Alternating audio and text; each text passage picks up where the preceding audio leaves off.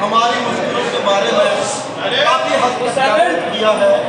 आपने ये साबित कर दिया है मीडिया वालों ने कि ये मुहिम सिर्फ JKL2 लाइसेंसी की नहीं है, पूरे जम्मू प्रोविंस की है कि इसमें पूरे जम्मू प्रोविंस के लोगों को इस पॉलिसी के तहत कोई फायदा नहीं है। आज की जो प्रेस कॉन्फ्रेंस है ये हमारा 3 दिन का बंद जो है उसके मद्देनजर है। देखिए 31 तारीख की शाम को हमारी गवर्नमेंट पॉलिसी निकालती है, जो पॉलिसी 1 अप्रैल से शुरू हो जाती है। पॉलिसी जब शुरू होती है तो उसके साथ साथ बहुत सारी चीज़ें जो हैं उस पॉलिसी के अंतर्गत जो होती हैं वो सब लागू हो जाती हैं। जैसे कि MRP चेंज हो जाती है, फीस का जो स्ट्रक्चर है वो नया लग जाता है, और इवन लेवल की जो शराब के होते हैं वो चेंज कर दिए जाते हैं। अगर पॉलिसी लागू करनी थी इन्होंने पहली तारीख को, इस गवर्नमेंट ने ये 1 अप्रैल को अगर पॉलिसी लागू करनी थी तो हम ये पूछते हैं कि इन्होंने बाकी चीज़ों की तैयारी क्यों नहीं की? क्यों MRP 1 तारीख को हमें नहीं मिली? क्यों जम्मू के लोगों को गुमराह किया जा रहा है? क्यों अंदर जब माल पड़ा हुआ है हमारा उसको आप बेच नहीं सकते क्योंकि MRP नहीं? नया हाई ब्रांड का माल खरीद नहीं सकते क्योंकि MRP नहीं है। ये सब चीज़ें आज हमारी दुकान पे ग्राहक आता है, वो पर्टिकुलर ब्रांड को मांगता है, हमारी दुकान में लेआउट है वो, पर हम उसको नहीं दे सकते। क्यों? क्योंकि एक्साइज डिपार्टमेंट की MRP उसमें नहीं आई है और हमें उसको बेचना लो नहीं है। क्या ये कंज्यूमर एक्ट के तहत एक क्राइम नहीं है जो हमसे करवाया जा रहा है? किस स्थिति में देखना चाहते हैं कि इन लाइसेंसियों को ये गवर्नमेंट किस स्थिति में देखना चाहती है? आखिर कौन सा जुर्म किया इतने सालों से रेवेन्यू हमने इकट्ठा करके? आज एक ठेकेदार कोई ठेका लेता है कहीं बाहर से आकर के, यहाँ लोग आते हैं जैसे सैंड माफिया वाले हैं, एक दिन उनका किसी 1-2 बंदे से झगड़ा हो जाता है तो अगले दिन 10 आदमी की उनको सिक्योरिटी मिल जाती है। क्यों? क्योंकि वो गवर्नमेंट का रेवेन्यू इकट्ठा करता है, गवर्नमेंट को रेवेन्यू देता है, और हम जो सालों से दे रहे हैं क्या हम मतरेई माँ के बेटे हैं? हम आप लोगों के माध्यम से ये बात पहुंचाना चाहते हैं गवर्नमेंट के पास कि अगर इन 3 दिन के अंदर MRP नहीं आई या नए माल का लाने का कोई प्रावधान नहीं किया गया तो इससे अगला स्टेप जो है हम सिर्फ इस पर नहीं उठाएंगे, 3 दिन के बंद पे नहीं रहेगा, शायद इसमें जम्मू बंद होगा। ये गलत चीज़ें जम्मू बर्दाश्त नहीं करेगा। अब हमारी ये लड़ाई जो है सिर्फ ये लाइसेंसियों की लड़ाई नहीं है, हम जम्मू की लड़ाई लड़ रहे हैं। Thank you very much. Sir, chamber of commerce से आपने क्या बात की है? क्या और एसोसिएशन से आपने बात की है? क्योंकि आप जम्मू बंद की बात कर रहे हैं और जम्मू बंद जब भी किसी ने कॉल दी है वो असफल ही रहा है, कोई उसको फुलफिल नहीं कर पाया उस तरीके से। देखिए जो असफल चीज़ें होती हैं उससे आदमी सीखता है।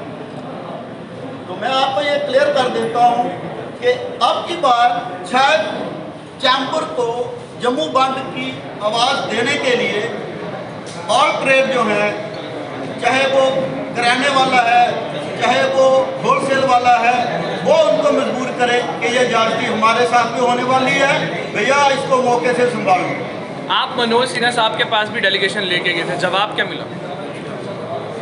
मनोज सिन्हा साहब के पास जब हम गए थे तो उनको हमने ये बताया था, आप इस पॉलिसी को, किसी भी पॉलिसी को आप लगाना चाहते हैं हमारी स्टेट में, जी सदके लगाइए, लेकिन हमें कम से कम 2 साल का टाइम दे दीजिए कि ताकि हम आपकी पॉलिसी को समझ सकें और अगर 4 पैसे हमारे पास हों तो आपकी बनाई हुई पॉलिसियों पर हम अमल करें, और नहीं तो कम से कम हमारे जो नौजवान आदमी हैं वो कोई दूसरा धंधा 2 साल में ढूंढ लें। हमने उनसे ये रिक्वेस्ट करी थी, उन्होंने हमें कहा था मैं इसके बारे में बात करूँगा। अभी तक वो करूँगा शब्द जो है वो शायद 2 साल और चलेगा जब तक गवर्नर साहब रहेंगे। हमें गवर्नर साहब से बेहद नाराजगी है, इस बीजेपी से नाराजगी है। हमने बहुत बड़ी गलती की है बीजेपी को वोट दे करके, मैं आज ये महसूस करता हूँ। क्या किया बीजेपी ने जम्मू में? किसी का रोजगार लगाया है? जब से ये बीजेपी गवर्नमेंट आई है 370 टूटा है, हमारे सारे सपने चकनाचूर हो गए हैं। कौन से नौजवान को सर्विस मिली है? मुझे आप में से बताइए। आप लोग हर जगह इंटरव्यू लेने जाते हैं, किस जगह सर्विस मिली है? ये जो 3000 4000 लोगों को बेरोजगार करते हैं, ये भी इसी कैटेगरी में डाल रहे हैं। आखिर क्या कर रहे हैं ये किसके साथ में लाना चाहते हैं? हिंदुस्तान के साथ प्रॉपर बाकी हिंदुस्तान की स्टेट्स के साथ में लाना चाहते हैं, या हमें जम्मू को एक श्रीनगर से भी अलग और अपने अलग करके कोई अलग चीज बनाना चाहते हैं? खत्म कर रहे हैं जम्मू को, हमें ये कतई मंजूर नहीं।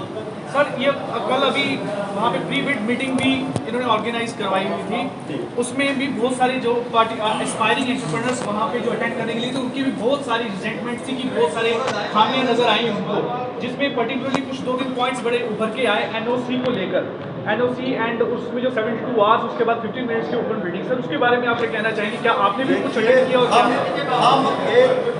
हम लोग एसएलसी हैं, हम सिर्फ इसलिए इसको डिफेंड नहीं कर रहे कि हम लोग इस जॉब में हैं, इस काम में हम इसलिए डिफेंड कर रहे हैं कि जो भी चीज़ बनाई है वो हमारे, या मेरा बच्चा नहीं है, वो भी तो कल को सर्विस ढूंढेगा। अगर मुझे इसमें से निकाला जाता है, मैं नहीं ये काम करता हूँ, तो मेरा बच्चा भी तो काम करेगा। उसके लिए भी ये पॉलिसी किसी भी हद तक कामयाब नहीं है। आप सारे नौजवान हैं, मुझे एक बात बताइए, मैं आप ही से सवाल करता हूँ, कितने माँ बाप हैं, कितने बच्चे हैं आप लोग जिनके नाम पे आपके माँ बाप ने प्रॉपर्टी कर रखी है? कोई है 30-35-40 लाख की प्रॉपर्टी आप लोगों के नाम पे? तो आप कैसे बिड भर सकते हैं? मेरे इस सवाल का जवाब गवर्नर साहब भी नहीं दे पाएंगे। कहाँ है अनएम्प्लॉयड यूथ को? हम अनएम्प्लॉयड यूथ के लिए भी लड़ रहे हैं, हम सिर्फ अपनी रोटी रोटी के लिए नहीं लड़ रहे हैं। हम ये कह रहे हैं जो हो रहा है वो गलत हो रहा है। देखिए, ये बात मैं आपसे साफ तौर पर कहना चाहता हूँ कि हमने ये महसूस किया है कि सरकार ने जो एक्साइज पॉलिसी बनाई है साल, वो इस मंशा से बनाई है कि जो अभी सिस्टम चल रहा है, लाइसेंसिंग सिस्टम, जो जम्मू के लोग इस ट्रेड को चला रहे हैं, ये चाहते हैं इस सिस्टम को डिसमेंटल करना। यह पॉलिसी इस तरीके से बनाई है कि इसमें कोई भी बिड देके कभी कामयाब नहीं होगा।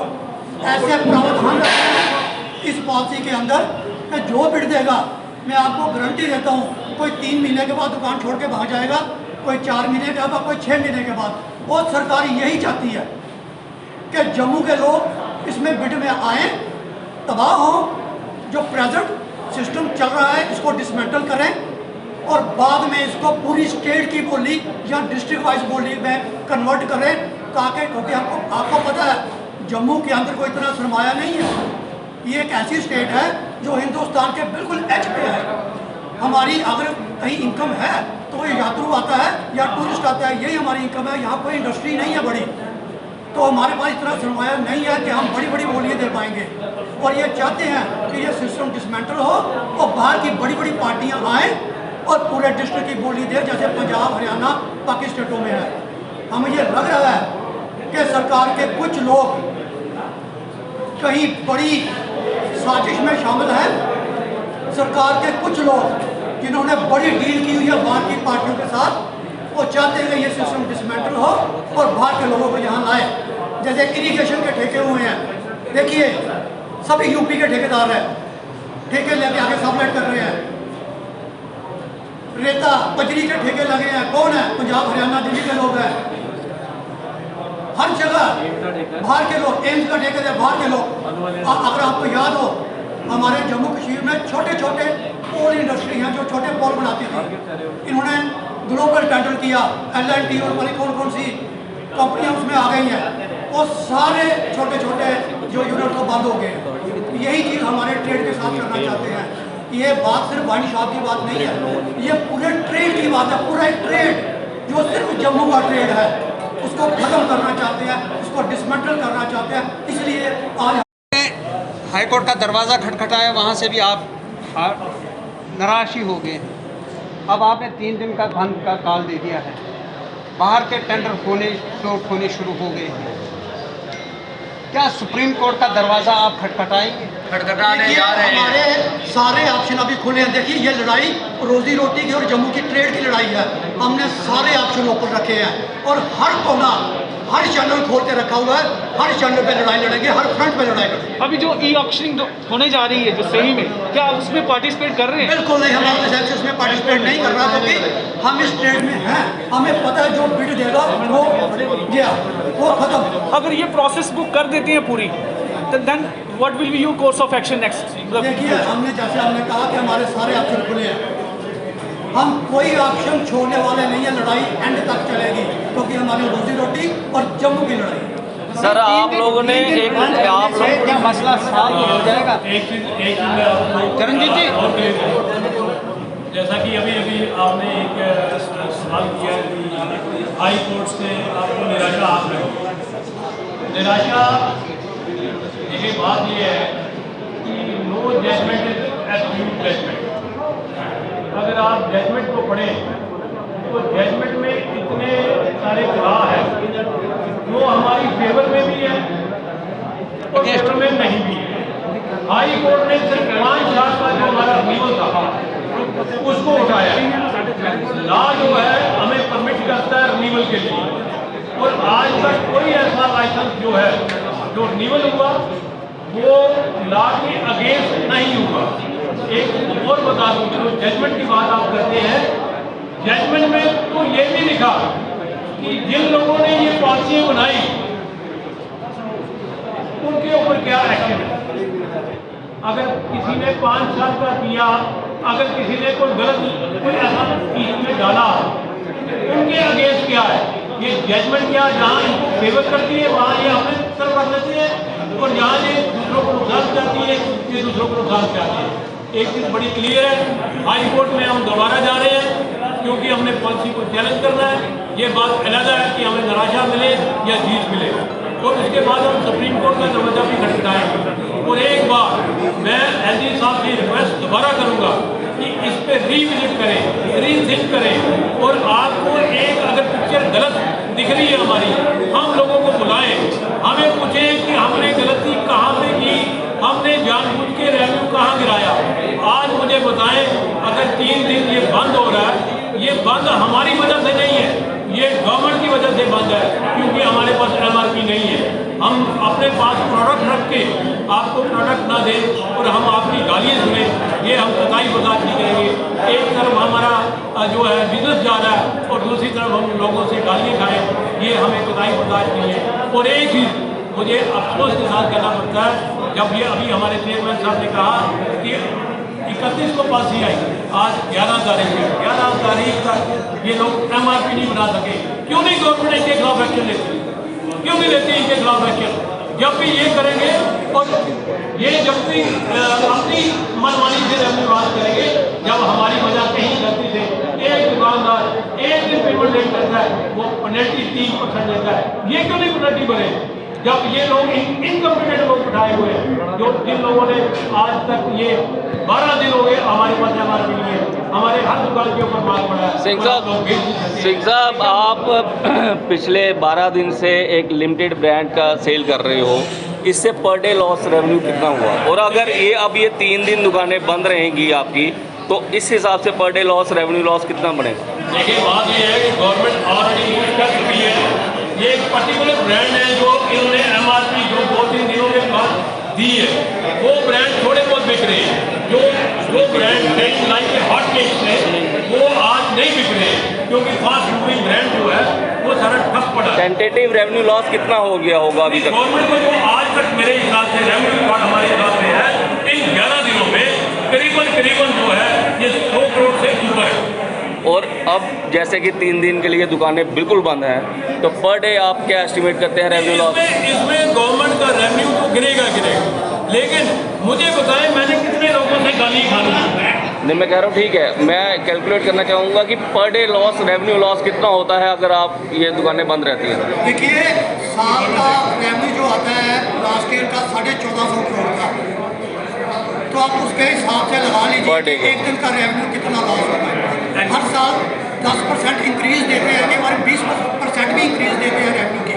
तो आप अंदाज़ा लगा लीजिए कि गवर्नमेंट अपनी गलती से अपना कितना लॉस करती है। तो इन 3 दिनों के भीतर अगर आपकी बात नहीं सुनी जाती है तो ये दुकानें बंद रहेंगी? देखिए, हमने ऑप्शन सारे खुले रखे हैं, क्योंकि जैसे हमारे चेयरमैन साहब ने कहा, हमारे स्पोक्स पर्सन ने कहा कि हमारे पास MRP नहीं है, तो कौन सा ब्रांड बेचे? हर दुकान के अंदर सभी ब्रांड पड़े हैं, लाखों का माल पड़ा है, थोड़े दिन रह गए जिनके हिसाब से 1 महीना दिया है, ये ब्रांड कहाँ बेचेंगे, ये माल कहाँ बेचेंगे? तो इसकी वजह से जब कोई MRP है ही नहीं तो हमने दुकानें बंद करना ठीक है।